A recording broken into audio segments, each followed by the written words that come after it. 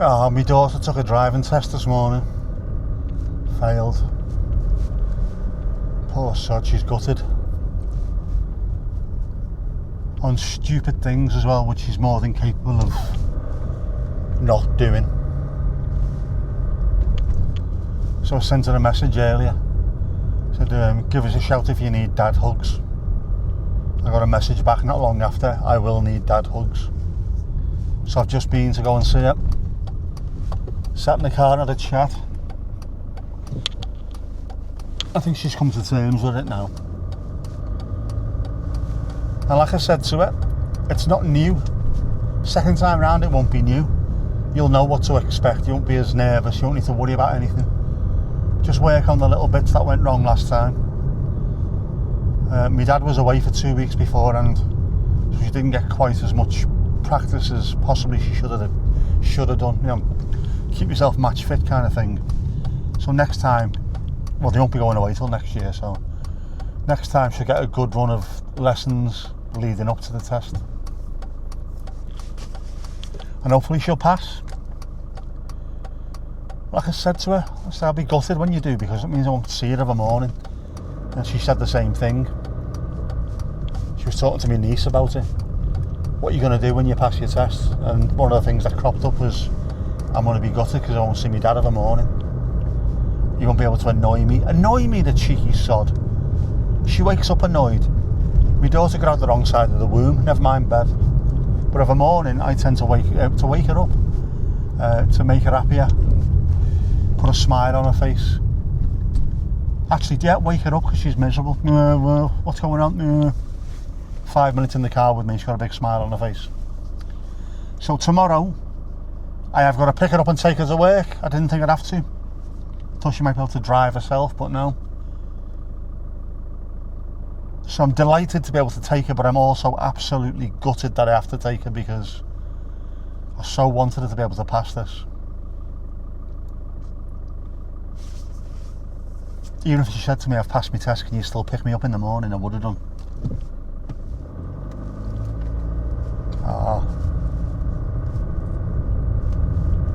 And she's worked dead hard, she's bought herself a car. That would have been perfect, just pass now. And then spend the rest of the summer chilling with your mates and going and parking down the front like I do and just, you know, buzzing off the fact that you can drive and you've got your little bit of independence. How boss would that be? Ah well. Que sera, sera, as they say in Japan.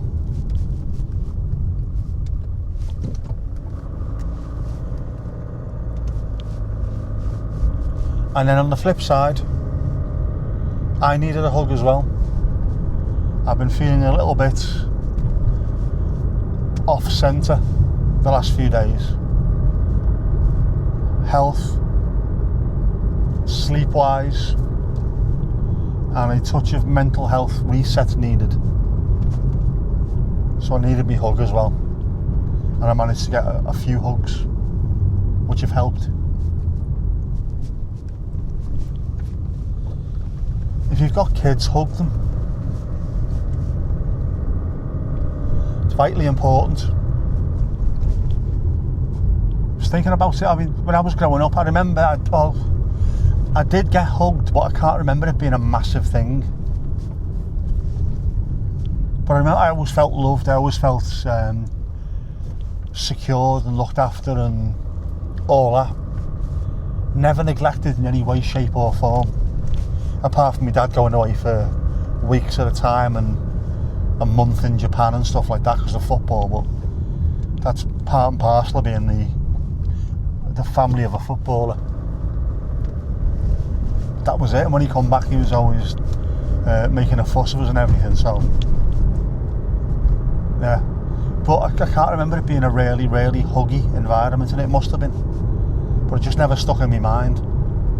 And that I always thought, I want my daughter to remember and to enjoy having hugs and feeling loved, because she is. So I made a big deal of that when she was growing up, and I thought when she got to about 14, 15 it might stop, but it hasn't. She's 19 now and still give her a big squeezy hug whenever I can. It's really important. And when you're feeling a bit down or deflated, what more do you need than a big dad hug off a big dad? Everyone loves that, don't they?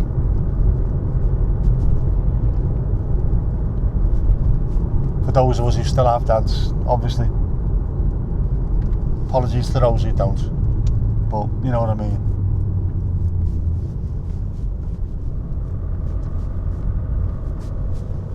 Yeah, so while you can, make the most of it with your kids and give them something to remember. That's what I hope I do every morning by being an absolute idiot in the car.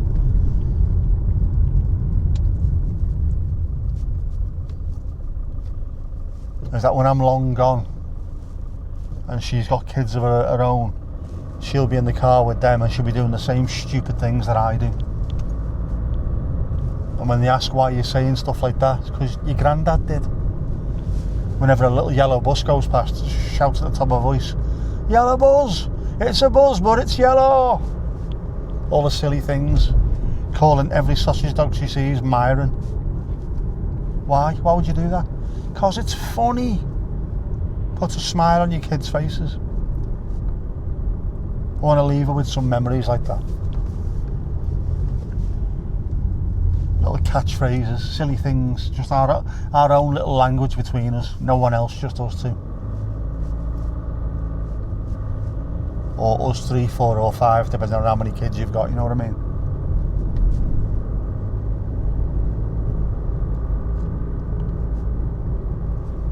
I do love that.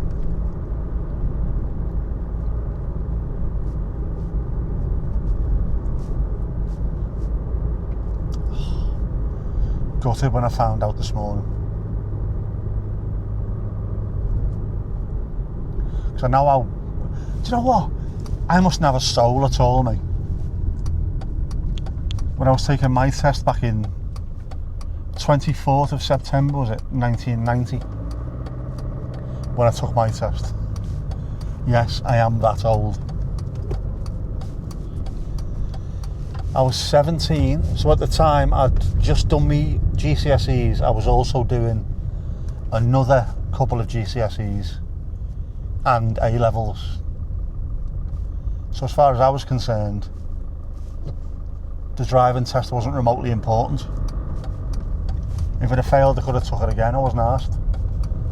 And I seem to have that about me where I don't really panic about things too often. Major things like driving tests, not asked. Just, I don't know, I can compartmentalise things quite well. I'll just leave that there for the time being, you know what I mean? Other people can't. So when I passed, I was made up, but I wasn't really jumping up and down and acting a maggot. Got home, and my parents couldn't tell if I'd passed or not. How'd you get on? Yeah, passed. You seem made up. I was bouncing up and down inside, but you just keep it quiet, don't you? Keep it stum.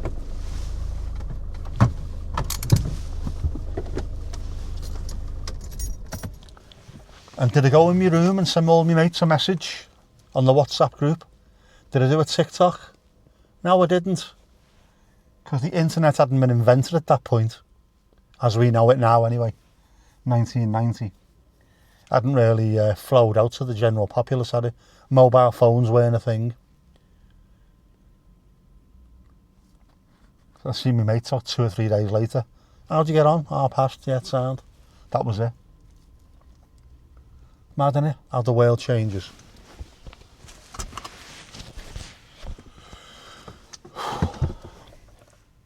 There's a woman there dressed as a migraine. Man, I couldn't look at that for more than 5 minutes. There's all zigzags, coloured zigzags all over her. Mad. Forgot what I was talking about now. Oh yeah, that was it. I've got amnesia. No, I haven't. Right, I need to go and get some prescription stuff. I forgot what I actually ordered. Pregabalin, that's it. Pregabalin. I need to fill up me.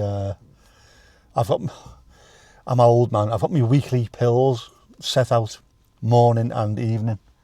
I need to fill them up. If I run out, even if I've got a few days to go, I start getting a bit panicky.